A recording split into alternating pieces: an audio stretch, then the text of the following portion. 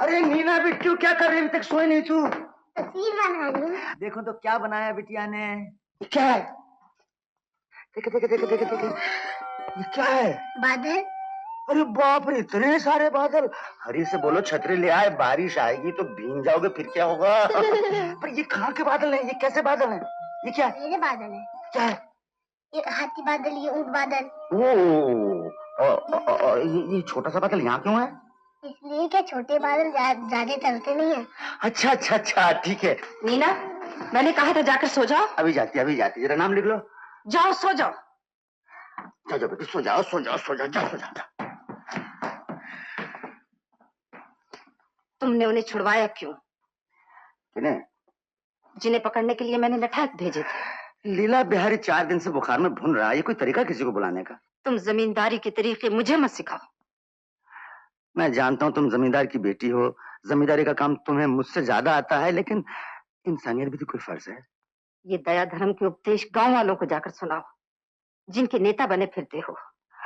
नेता वेता कुछ नहीं, मैं एक साधारण आदमी हूँ। अच्छा लीला, तुम तो भगवान की पूजा करती हो, इतना तो समझती हो कि भगवान ने सबको एक ही मिट्टी में बनाया है, एक ही धरती में पैदा किया है। तुम्हारे लिए मेरे लिए उसके लिए कोई अलग अलग जमीन तो नहीं बनाई है। फिर तुम मेरी जमीन मेरी जमींदारी करके भगवान का अपमान क्यों करती हो? अपनी मेहनत से कुछ बनाओ, फिर ये बातें करो। देखो लीला, अपनी मेहनत से कुछ बनाओ या ना बनाओ, लेकिन याद रखो तुम्हारे पिताजी की वसीयत के मुताबिक मेरी इजाजत के बगैर तुम कुछ नहीं कर सकते। शर्म नहीं आती तुम्हें ये बातें करते? मेरे पिताजी ने तुम्हें घर जवाई बनाकर जीने की भीख क्या दे दी, तुम उसी पर फूलो। हरदम वही बात, हरदम वही बात। तुम लोगों को स्वाद के सिवा कुछ आता ही नहीं, नरक बना रखा है। बाबू जी, तुम नीचे जा रहे हो? हाँ बेटू। वहाँ बहुत सर्दी लगेगी, फिर कंबल ले लो।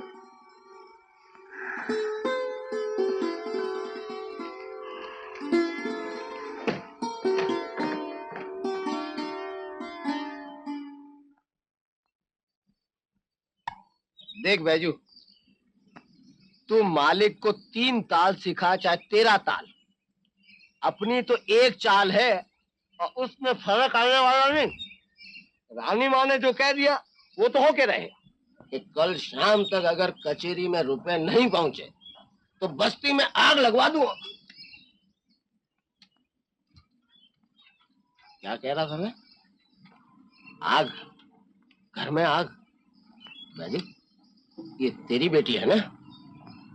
बहुत बड़ी हो गई ईश्वर की दया से। मुनीम, क्या है बापू? मुनीम जी का पैर नहीं छुआ बेटी।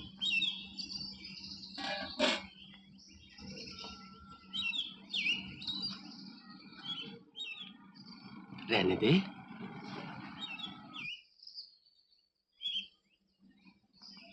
बहुत शर्मीली है। समझ गए ना तुम? कल शाम तक, वरना हाँ।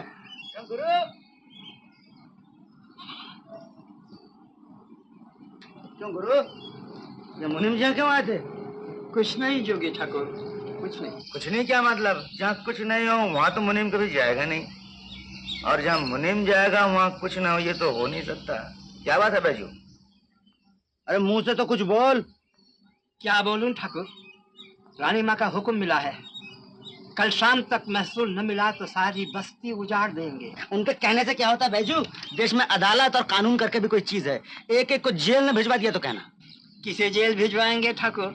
हुक्म देने वाली तो रानी माँ है, हमारे लिए आप उन्हें अदालत ले जाएंगे? भला ये कैसे हो सकता? अरे तुम घबराओ नहीं बैजू, यूं ही धमकी दे दी होगी।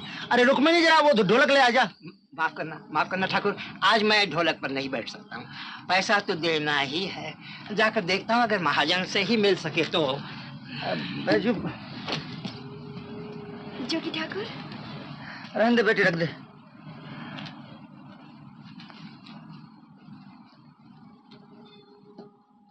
जल्दी करिए ना परशुराम जी।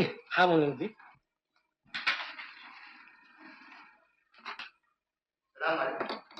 अरे मालिक आज इस वक्त घर? लीजिए मुनीम जी, पूरे 1500।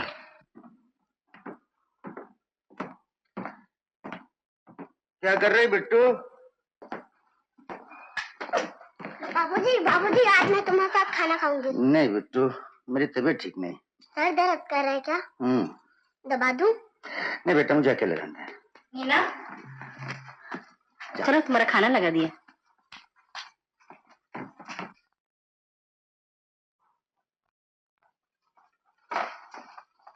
खाना खाने ले जा रही हो? जी रानी माँ। देखो कल की तरह दूध न छोड़ दे। अच्छा।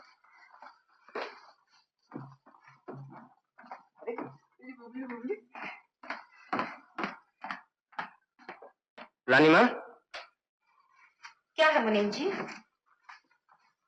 ये रुपए रख लीजिए, 1,500 है। माझियों की बस्ती से मिले हैं और हरिजन बस्ती के लिए आज वो बैजू ढोलकिया है ना, उसे चेतावनी दे आया। आप अभी जाइएगा नहीं, मुझे आपसे एक जरूरी काम है। मैं अभी नीचे आती हूँ। अच्छा। बिंदु, पानी गुसल खाने में रख दे।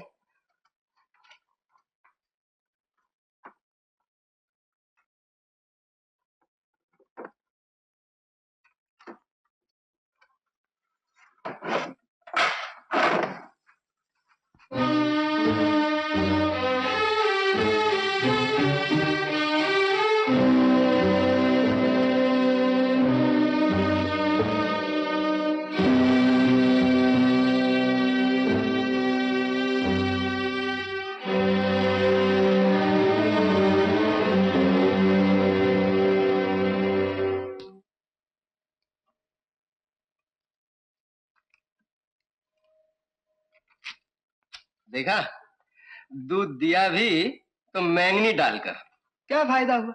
इसीलिए कहते हैं सीधी उंगली घी नहीं निकलता। तो फिर चलो मुनीम जी। हाँ जाओ, लेकिन अगली बार अपने आप चले आना, कहीं फिर लगाम न डालनी पड़े। हाँ जाओ। परशुराम जी, सुन, अरे तुम लोग नहीं, तुम लोग जाओ, बैजो एक दिन के जमा कर लीजिए। हाँ? बैठ। देख, बुरा नहीं मानना है, कानून की चक्की में अच्छे बुरे सभी पिस जाते हैं। तुझे कोई तकलीफ हो तो मुझे बोल देना। अरे तू अपना नसीब उनके साथ क्यों जोड़ता है? तेरे घर में एक खूबसूरत जवान लड़की है। तू जा, मैं फिर घर पे आके मिल लूंगा।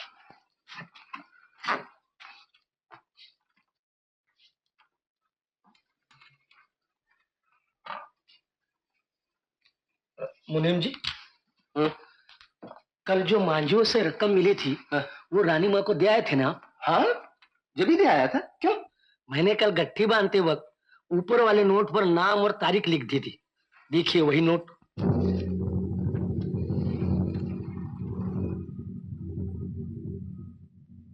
माँ, वो मोटा मेरा कौन लगता है? कौन मोटा? तो इतना मोटा आया था शहर से। चुप, मोटा नहीं कहते, पाजी। उनका नाम पाजी है? मीना, ऐसा नहीं कहते, वो तुम्हारे मामा है।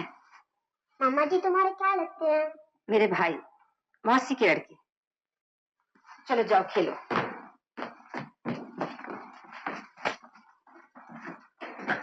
रानी माँ। मुनीम जी, क्या बात है? रानी माँ, कल जो माझियों की रकम दी थी आपने कहाँ रखी? यहाँ। क्यों? जरा एक बार देखेंगे? मगर बात क्या है? एक बार देखिए तो सही।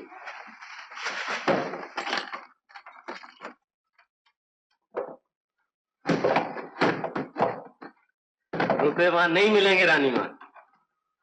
ये देखिए,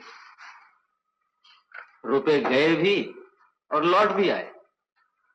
हरिजन बस्ती वाले दे गए। मुझे तो इस नोट से शक हुआ था। देखिए, इसमें परशुराम जी के दस्तखत भी हैं और कल की तारीख भी। आप भी देख लीजिए। तो इसका ये मतलब, मुनीम जी, आज ही रात हरिजन बस्ती में आग लगवा दीजिए। पर रानी माँ, आपने मेरा हुक्म नहीं सुना। और मालिक के दस्तखत के बगैर तो आप हुक्मनामा तैयार करवाइए और किसी तरह भी उनके दस्तखत दीजिए। और अगर आप ये नहीं कर सकते तो छोड़ दीजिए ये नौकरी।